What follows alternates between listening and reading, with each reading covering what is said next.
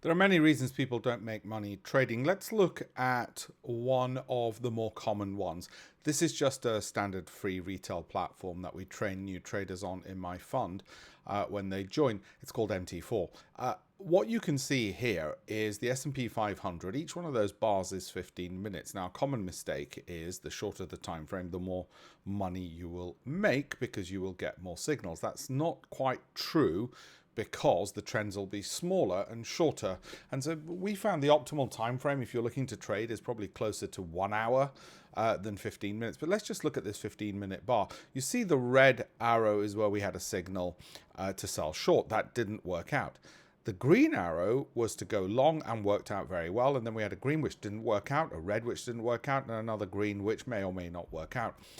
One of the classic mistakes new traders make is they think it's about getting it right every time or getting it right a lot of the time.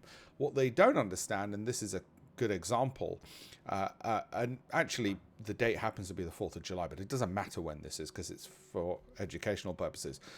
It's actually about when you're right, how much you make and how little you lose when you're wrong. You can see here with this trend following strategy, one of 10 that we use in the hedge fund, that in actual fact, when they're wrong, they lose very little because the trend soon reverses. You soon know to exit.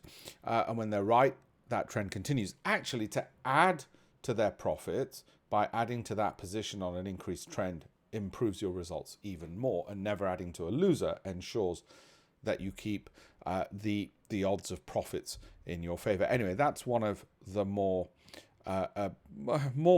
popular ways in which people lose money. I'll share some more with you as well of what retail clients get wrong.